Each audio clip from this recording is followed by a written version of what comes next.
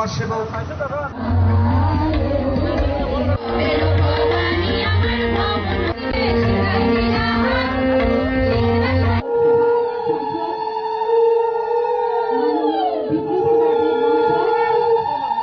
আমাদের আজকের অনুষ্ঠান সাফল্যমণ্ডিত করার জন্য বরণ করে নিচ্ছি সকলের কাছ থেকে জোরদার রাজ্যের প্রাক্তন মুখ্যমন্ত্রী এবং লোকসভা।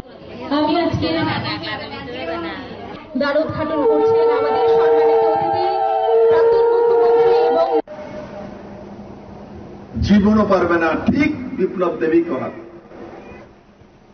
বলেছি মিনিস্টারকে, অ্যাকশন করছি, যে যে খারাপ রোড করেছে সেই ঠিকাদার, কন্ট্রাক্টর আর সে অফিসার উপর অ্যাকশন অলরেডি হয়ে গেছে। ত্রিপুরাতে 7-8 মাস বৃষ্টি হয়, ড্রেনেজ ব্যবস্থা সঠিকভাবে রাস্তার দিকে না করলে, রাস্তা তৈরি করলে রাস্তা খারাপ হবেই। আর কিছু কিছু জায়গা মাটি এমন খারাপ আমাদের এখানে, তো মাটি নিচে দিয়ে ভেঙে চলে যায়, ফেটে যায়, নরম মাটি। তার জন্য নতুন প্রয়াস করে 8টা পয়েন্ট আমি দিয়েছি দিল্লিতে বসে ইঞ্জিনিয়ারদেরকে, এই পয়েন্টে ত্রিপুরার কাজগুলি শুরু করো। কাজ করব আমরা, রাস্তা আনবো আমরা, টাকা আনবো আমরা, আর এরা এখানে গীত গাইবে। কি করেছে? আরে 22,000 কোটি টাকা যেটা আমরা এনেছি, এত টাকা তো জীবনে ত্রিপুরার কমিউনিস্টের 35 বছরের সরকারের বাজেট পর্যন্ত হয়নি। লাস্ট বাজেট কত ছিল? 15,000, 14,000, 900-800 কোটি টাকা ছিল। মাত্র 15,000 কোটি টাকার বাজেট ছিল। আপনাদের বাজেটের চাইতে ভারতীয় জনতা পার্টি, নরেন্দ্র মোদী ত্রিপুরা মানুষের রাস্তার জন্য 22,000 কোটি টাকা দিয়েছে। এরকম কথা বলে আমি না থাকলে একটু টুংটাং করে বাংলাটা সাইরাই তারপরে দুর্মিডারে। এবার মমতা ব্যানার্জির বিদায় করব, বিদায় ঘণ্টা। কারণ ওনাকে পাকিস্তান বানানোর জন্য বাংলার মানুষ মুখ্যমন্ত্রী বানায়নি। ওই ভূমি রবীন্দ্রনাথের ভূমি, ওই ভূমি নেতাজি সুভাষচন্দ্রের ভূমি, যিনি স্বাধীনতা সংগ্রামে সবচেয়ে বেশি বড় ভূমিকা পালন করেছেন। ওই ভূমি বঙ্কিমচন্দ্রের ভূমি, ওই ভূমি রবীন্দ্রনাথের ভূমি। বাংলাকে এইভাবে মমতার হাতে তুলে দেওয়া যেতে পারে। বাংলা আমাদের গর্ব। এই বাংলার মাটি থেকে দুই মহান ব্যক্তি আমাদেরকে বন্দে মাতরম দিয়েছে, আর জনগণ মন অধিও দিয়েছে। আর আজকে দুর্ভাগ্য আমাদের সাথে বাংলাদেশ, যেটাকে পেলে বড় করে সবকিছু করে দিয়েছি আমরা, যার জাতীয় সঙ্গীত রবীন্দ্রনাথ সোনার বাংলা গিয়েছে, তার বাড়িঘর ভেঙে দিয়েছে।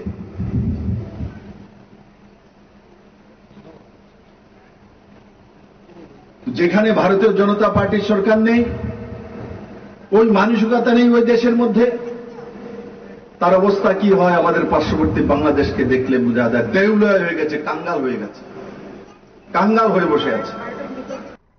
পুরো ভারতব্যাপী সবার জন্য, 140 কোটি ভারতবাসীর জন্য কি দিয়েছে? আমাদের কাছ থেকে তো ট্যাক্স কালেকশন করা হয় সরকারের মাধ্যমে, ডাইরেক্ট ইনডাইরেক্ট,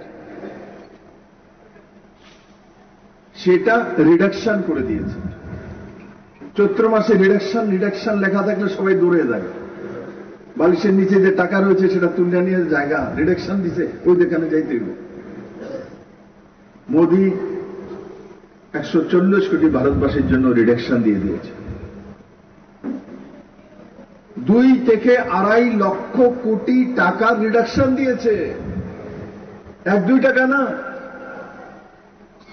2 লাখ কোটি টাকার উপরে রিডাকশন দিয়েছে।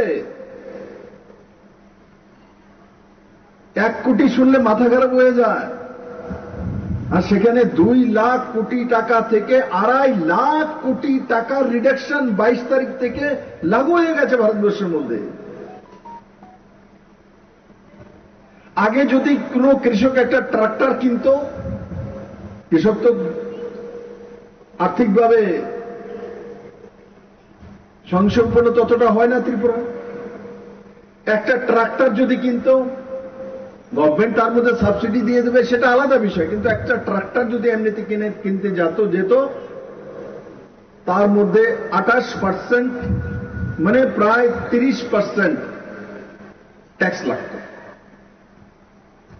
আর কংগ্রেস জামানাতে নরেন্দ্র মোদী সরকার আসার আগে 2014 পর্যন্ত একটা ট্রাক্টর কিনতে গেলে তার মধ্যে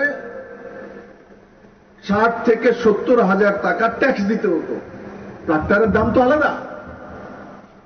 আজকে যদি ট্রাক্টর আজকের দিনে কেউ কিনতে যায় কোনো কৃষক, ম্যাক্সিমাম 5 থেকে 6 হাজার টাকা লাগবে, মাত্র 5 থেকে 6 হাজার টাকা।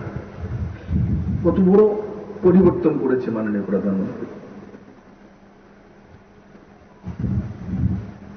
দুর্গাপূজার মধ্যে আমি তার জন্য বলছি জাগরুকতা দরকার, কারণ দোকানে এই রিডাকশনটা পাবেন রিটেল দোকানে, মিলনিয়ার যে দোকানগুলো আছে। 22 তারিখ থেকে যদি আপনি জানেন তবে আপনি রিডাকশন পেয়ে যাবেন, না হলে অনেক অসাধু দোকানদার আছে আপনাকে বলবেন এই ফ্রিজটা তো আমি 2 মাস আগে কিনে রেখেছি দিদি, এটার মধ্যে দেওয়া যাবে না রিডাকশন।